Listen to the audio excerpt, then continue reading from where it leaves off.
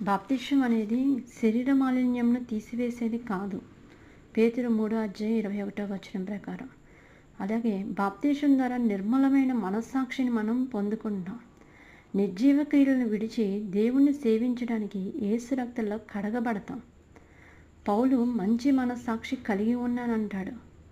వాతవేయబడిన మనస్సాక్షి ఎప్పుడు కూడా ఎదుటివారి తప్పులు చూపేవారిగానే ఉంటుంది. యేసు రక్తంలో కడగబడినప్పుడు మనం ఒకరి పాపాలు, ఒకరి దోషాలు మనం క్షమించేవారిగా ఉంటాము. పవిత్రమైన మనస్సాక్షిని కలిగి ఉంటాం. బాప్తిసం ఎందుకు తీసుకోవాలంటే ఇది దేవుని ఆజ్ఞ. మార్కు సువార్త 16:17 ప్రకారం ఇది యేసు ప్రభు వారి నమ్మిన వారికి బాప్తిసం ఇవ్వండి. ఇది దేవుని ఆజ్ఞ.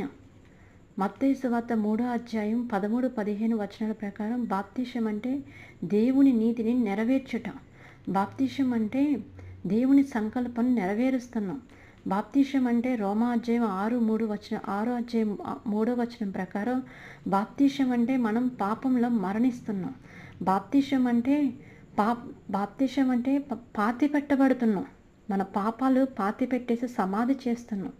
అలాగే బాప్తిసం అంటే పునర్జన్మిస్తున్నాం.